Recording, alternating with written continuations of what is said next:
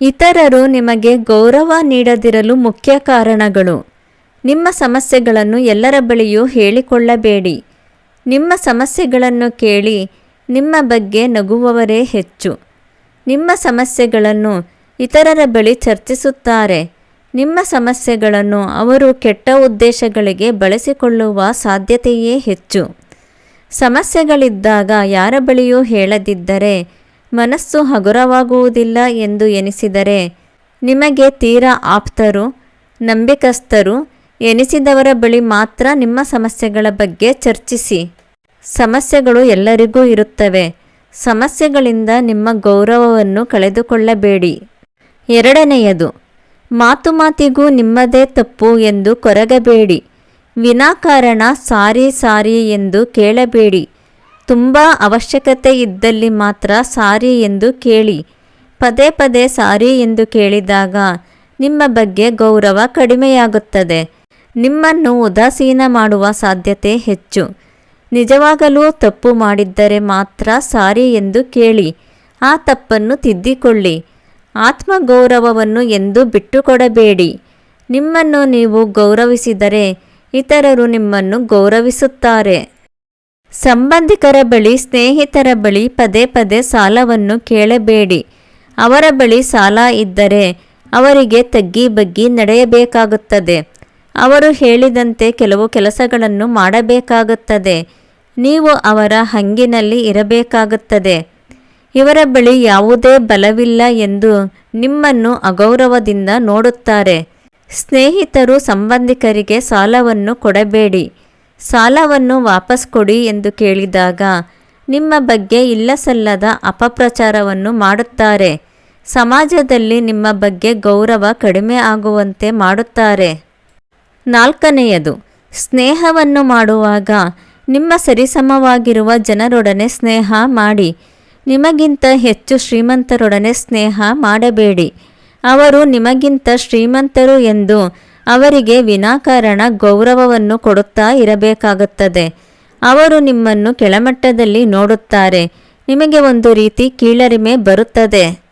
ನೀವು ಸ್ವಾಭಿಮಾನದಿಂದ ಇರಬೇಕೆಂದರೆ ಸ್ವಾಭಿಮಾನದಿಂದ ಬದುಕಿ ಗೌರವವನ್ನು ಹೆಚ್ಚಿಸಿಕೊಳ್ಳಿ.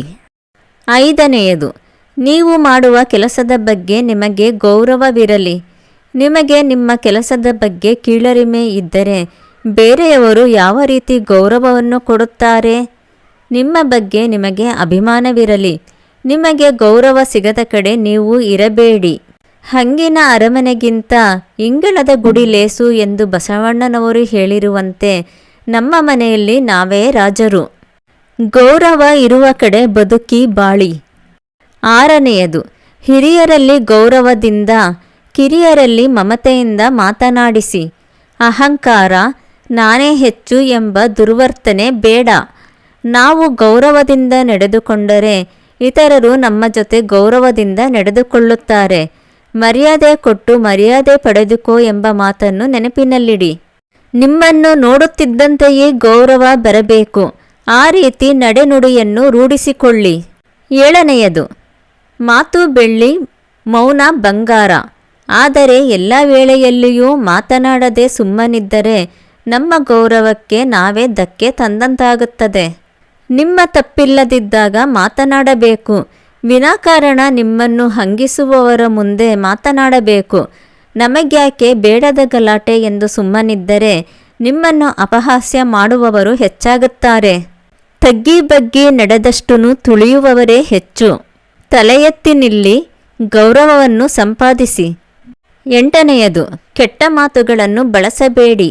ನೀವು ಕೆಟ್ಟದಾಗಿ ಮಾತನಾಡಿದರೆ ಇತರರು ನಿಮ್ಮನ್ನು ಕೆಟ್ಟ ಭಾಷೆಗಳಿಂದ ಮಾತನಾಡುತ್ತಾರೆ.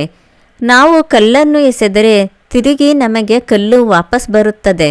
ಹೂವನ್ನು ಎಸೆದರೆ ಹೂವು ತಿರುಗಿ ಬರುತ್ತದೆ. ಒಳ್ಳೆಯ ಮಾತುಗಳು ಮನಸ್ಸಿನ ನೆಮ್ಮದಿಗೆ ಕಾರಣವಾಗುತ್ತವೆ. ಕೆಟ್ಟ ಮಾತುಗಳು ನಿಮ್ಮ ಗೌರವವನ್ನು ಕಡಿಮೆ ಮಾಡುತ್ತವೆ. ನೀವು ಕೆಟ್ಟ ಭಾಷೆಯಿಂದ ಮಾತನಾಡಿದರೆ ಇತರರು ನಿಮ್ಮನ್ನು ಕೆಟ್ಟ ಭಾಷೆಯಿಂದ ಮಾತನಾಡುತ್ತಾರೆ. ಒಂಬತ್ತನೆಯದು, ಗಂಡ ಹೆಂಡತಿ ಮಕ್ಕಳೊಡನೆ ಸೌಜನ್ಯದಿಂದ ವರ್ತಿಸಿ.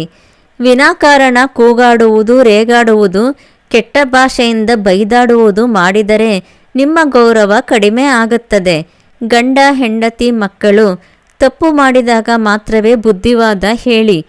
ಪದೇ ಪದೇ ವಿನಾಕಾರಣ ಬುದ್ಧಿಮಾತು ಹೇಳುತ್ತಿದ್ದರೆ ನಿಮ್ಮ ಗೌರವ ಕಡಿಮೆಯಾಗುತ್ತದೆ.